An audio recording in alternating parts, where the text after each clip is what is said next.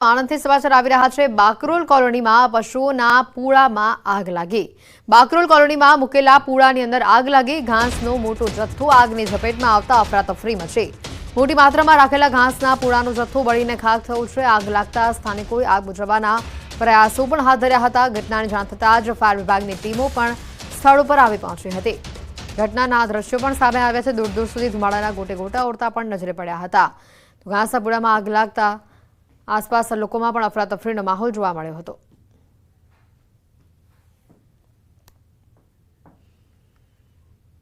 जामनगर में ई-केवायसी ने लईने लोकोने पारावार मुश्केलीओनो सामनो करवो पड़ी रह्यो छे। कलेक्टर कचेरीना सिविक सेंटरनी अंदर ई-केवायसी माटे लोको वहेली सवारथी ज कतारो लगावीने उभा रहेवा मजबूर थया छे। दररोजना मात्र 20 टोकन ने लईने लोको पण मुश्केली अनुभवी रह्या छे। एक तरफ राशन कार्ड अने शैक्षणिक हेतु माटे अने अन्य सरकारी लाभ माटे ई-केवायसी फरजियात करायुं छे, त्यारे लोको ई-केवायसीनी कामगीरीमां समय मर्यादा वधारवानी वात करी रह्या छे अने वधु व्यवस्था ऊभी करवानी पण लोकोमां लागणी उठी छे। गुजरातनी साथे जामनगरमां पण ई-केवायसी ने लईने अनेक मथामणो चाली रही छे। लोको छे ते परेशान थई रह्या छे। जामनगरनी वात करीए तो जामनगरना कलेक्टर कचेरीना सिविक सेंटरमां लोकोनी ई-केवायसी माटे कतारो जोवा मळी रही छे। जे प्रकारना दृश्य आप जोई रह्या छो, हाल जे ई-धरा केन्द्र छे, आ सिविक सेंटर छे, ज्यां मोटी संख्यामां लोको छे ते सवारथी बेठा छे। नाना नाना भूलकाने लईने पण અહીં જે પ્રકારે જોવો છો, હાલ ભૂલકું સૂઈ ગયું છે, છતાં પણ ई-केवायसी કરવા માટે લોકો અહીં બેઠા છે। જે કતારો છે તે કતારો લગાવેલી અહીં જોવા મળી રહી છે। જે પ્રકારેની વાત કરવામાં આવે, અહીં લોકોની તકલીફ છે એ ખૂબ વધી રહી છે, કારણ કે ई-केवायसी માટે અહીં સવારથી આ પ્રકારના દ્રશ્યો છે તે સામે આવી રહ્યા છે। અહીં કેટલાક વિદ્યાર્થીઓ છે, બાળકો છે, એમની સાથે પણ વાત કરીશું। શું કહેશો, શેના માટે અહીંયા તમે આવ્યા છો અત્યારે? અમે અહીંયા ई-केवायसी માટે આવ્યા છીએ અને અમારે આવી રીતે 3-4 દિવસ રોજ આવવું પડે છે અને સ્કૂલો પણ બંધ રહે છે। એના માટે અમારું જે જ્ઞાન છે એ પ્રાપ્ત સરખી રીતે નથી થતું। જ્ઞાન પણ પ્રાપ્ત નથી થતું, ભણશે તો ભણશે કેવી રીતના? શું કહેશો, ई-केवायसी ને લઈને કેવી તકલીફ પડી રહી છે? અત્યારે તમે ई-केवायसी માટે ઊભા છો, કયા પ્રકારની હાલાકી? બહુ હાલાતી ખરાબ છે સર।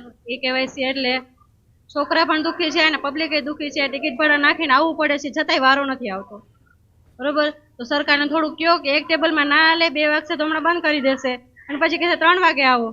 શું અમારે બધું ઘર પરિવાર બધું મૂકીને અહીંયા જ બેસવાનું છે? હા, 6 વાગ્યાથી આવ્યા છે અમે। ઠંડી ત્યાં ઉના ભૂકા એમને બેઠા છે, ત્યાં વિનાના છોકરા લઈને બેઠા છે અમે।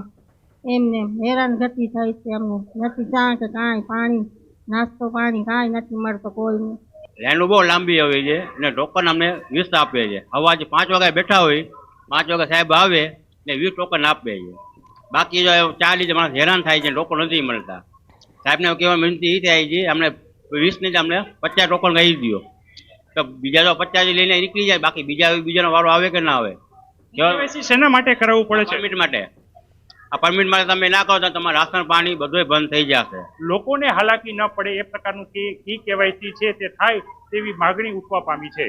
કેમેરામેન મનસુખ રામોલિયાની સાથે કિંજલ કારતરિયા, ન્યૂઝ 18 ગુજરાતી, જામનગર। પાટણથી વિગતો આવી રહી છે। નર્મદા વિભાગની ઘોર બેદરકારી સામે આવી રહી છે। રવિ સિઝનની શરૂઆતમાં જ ખેડૂતો પર આફત આવી પડી। કેનાલનું કામ ચાલુ હોવા છતાં પાણી છોડવામાં આવ્યું। કેનાલ ઓવરફ્લો થઈ ખેતરમાં પાણી ફરી વળ્યા। અજમો વાવેલો હતો અને આ ખેતરમાં પાણી ફરી વળ્યું। સમીના બાદરગંજ ગામે પસાર થતી અમરાપુર માયનુર કેનાલ આખે આખી ઓવરફ્લો થઈ ગયેલી જોવા મળી અને ખેતરોમાં પાણી ભરાયેલા પણ જોવા મળ્યા।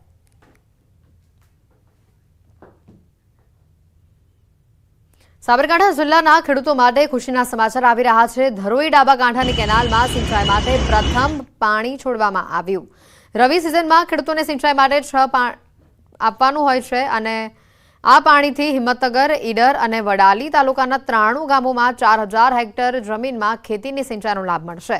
સાબરકાંઠા સિંચાઈ વિભાગ દ્વારા રવિ સિઝનમાં ખેતીમાં સિંચાઈ માટે સલાહકાર સમિતિની માંગણીને લઈને જળાશયોમાંથી સિંચાઈ માટે પાણી આપવાનું આયોજન કરવામાં આવ્યું છે।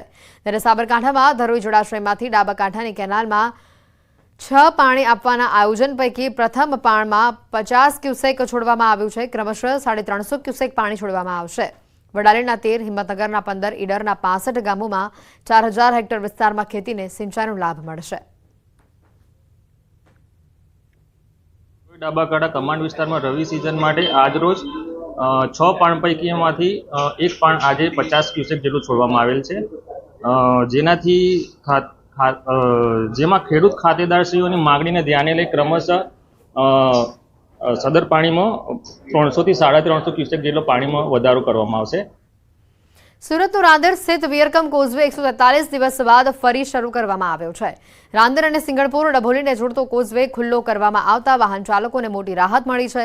ચોમાસાના કારણે આ કોઝવે બંધ રાખવામાં આવ્યો હતો। કોઝવેનો લો લેવલ માર્ગ પાણીમાં સંપૂર્ણ રીતે ગરકાવ થઈ ગયો હતો, જેના કારણે આ કોઝવેને બંધ કરી દેવામાં આવ્યો હતો।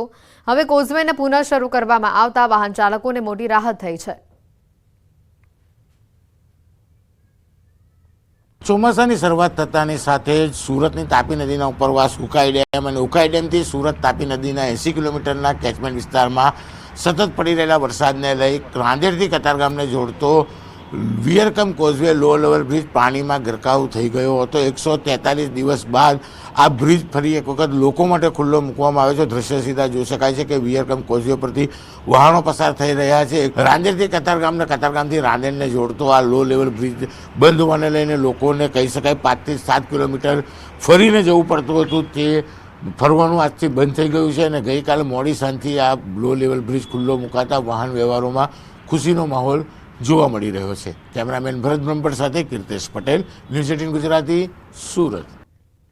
છોટાઉદેપુરના નસવાડી તાલુકામાં સિંચાઈનું પાણી ન મળતા ખેડૂતોને ઊભો પાક સુકાઈ રહ્યો છે। રામપુરી અને હરિપુરા વિસ્તારમાં કેનાલનું પાણી ન મળતા ખેડૂતોને રાતા પાણી રડવાનો વારો આવ્યો છે।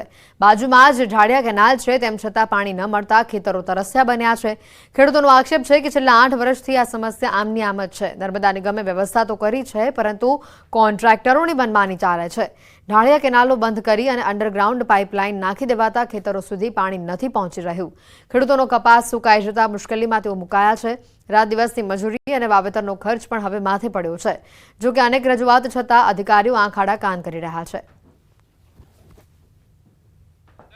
બનાવી છે ત્યાંથી પાણી આવતું નહીં, બરાબર છે, અને જે કોઈ બી અધિકાર આવે ઉપલા તે મારું ખેતર આપી દેવું છે ટાઈમ ઉપર લખીને, બરોબર છે, ને ચારો પાક કેવી રીતે પાકે એ લોકોને ઉપર ખબર પડવું જોઈએ અને આપવું જ છે મારે, બરોબર છે। કોઈ બી અધિકારીને કહેજો કે આવે અને આનું ખેતર પકવી જાઓ। અધિકારીઓને કીધું તો અધિકારીઓ શું કહે છે કે અમે હું આરા પડી જઈએ ખેતરની અંદર તે તમારા ખેતરને પાણી આપીએ, આવું કહે છે। અમારા કપાસ સુકાઈ ગયો, કેવી રીતે અમે એ કરીએ? અમારે કિલો રૂપિયા કે 1 રૂપિયો ઘર में लीजिए नहीं, किलो नहीं निकलो कपा।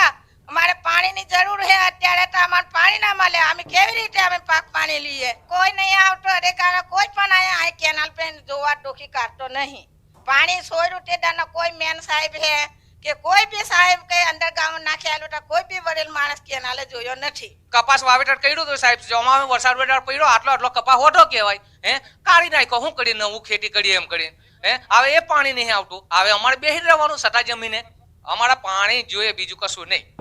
કાં તો પછી જૂની માઇનોર હતી ને એ માઇનોર અમારે રિપેરિંગ જોઈએ કમ્પ્લીટ। બનાસકાંઠા પાલનપુરના જગાણા નજીક ભેખડ ધસી પડતા દુર્ઘટના સર્જાઈ। ભેખડ ધસી પડતા એક વ્યક્તિનું મોત થયું છે, જ્યારે અન્ય એક વ્યક્તિ ગંભીર રીતે ઇજાગ્રસ્ત થયો। ગેસની પાઇપલાઇનની કામગીરી દરમિયાન આ ઘટના બની। ઇજાગ્રસ્ત શ્રમિકને સારવાર માટે સિવિલ હોસ્પિટલ ખસેડવામાં આવ્યો છે। કામગીરી દરમિયાન ભેખડ ધસી પડતા 2 શ્રમિકો દટાયા હતા। વધુ માહિતી મેળવીશું, ફોન લાઈન પર સંવાદદાતા કિશોર જોડાઈ ચૂક્યા છે। કિશોર, જેને હોસ્પિટલ ખસેડાયા છે તેઓની હાલત કેવી છે અને કયા પ્રકારની આ ઘટના બની હતી? પાલનપુરના જગાણા નજીક સંજુ અને પાર્થ દત્તા નામના 2 પરપ્રાંતીય શ્રમિકો જે ગેસની પાઇપલાઇનનું કામગીરી કરી રહ્યા હતા તે દરમિયાન જ અચાનક ભેખડ ધસી હતી અને તેમાં એક વ્યક્તિનું મૃત્યુ નીપજ્યું હતું, જ્યારે ઇજાગ્રસ્ત શ્રમિકને સારવાર અર્થે પાલનપુર સિવિલ હોસ્પિટલમાં ખસેડવામાં આવ્યો છે। તેની હાલત અત્યારે પણ ગંભીર છે, જ્યારે મૃતકના મૃતદેહને પીએમ અર્થે સિવિલ ખાતે ખસેડાયો છે અને સમગ્ર મામલે પાલનપુર તાલુકા પોલીસે વધુ તપાસ હાથ ધરી છે। જી આભાર કિશોર, માહિતી બદલ। આણંદ પાલિકા તંત્રની ઘોર બેદરકારી સામે આવી છે। શહેરમાં 1 વર્ષ પહેલા જ ખોદેલા રોડ રસ્તાનું સમારકામ ન કરવામાં આવતા સ્થાનિકો પરેશાન થઈ રહ્યા છે। વોર્ડ નંબર 3માં નળ સે જળ તક યોજના અંતર્ગત પાણીની પાઇપલાઇન નાખવાનો પ્રારંભ પાલિકા તંત્રએ કર્યો હતો, જેને લઈને સરદાર બાદ ચોકી રોયલ પ્લાઝા અને પાણીની ટાંકી વિસ્તાર સહિતના રસ્તાઓ ખોદવામાં આવ્યા હતા। પરંતુ 1 વર્ષ વીતવા છતાં આ રસ્તાઓનું સમારકામ હજી સુધી ન કરવામાં આવતા સ્થાનિકો મુશ્કેલીમાં મુકાયા છે. ચોમાસા દરમિયાન આ રોડ પરના ખોદાયેલા ખાડાઓમાં પાણી ભરાતા રોગચાળો પણ ફાટી નીકળ્યો હતો. ત્યારે સ્થાનિકોએ પાલિકા પાસે ત્વરે રોડના સમારકામની માંગ કરી છે. પાણીની ટાંકીથી માંડી અને સરદારબાગ ચોકી સુધીનો જે ગઈ સાલ નગરપાલિકાએ નળ સે જળ યોજના કરી હતી તેની જે પાઇપલાઇનો ખોદી કાઢી અને એના પછી ખૂબ જ પાણી ખાબોચિયા કિચડ ભરાયું અને એને અત્યાર સુધી ભયંકર રોગચાળો ફાટી નીકળ્યો હતો. રોડ ખોદ્યા બાદ તંત્રએ કોઈ પણ જાતની તસ્દી લીધી નથી. તેના કારણે ખૂબ જ મોટા ખાડા પડી ગયા હતા. તેની ઉપર રોડનું કોઈ પણ પ્રકારનું પેચવર્ક કરવામાં આવ્યું નથી, જેના કારણે ચોમાસાની અંદર પણ ખૂબ જ કિચડ અને મચ્છરો થવાથી માંદગી પણ ખૂબ પ્રમાણમાં ફેલાઈ હતી. ખરાબ હાલત રોડ છે. ખાલી જે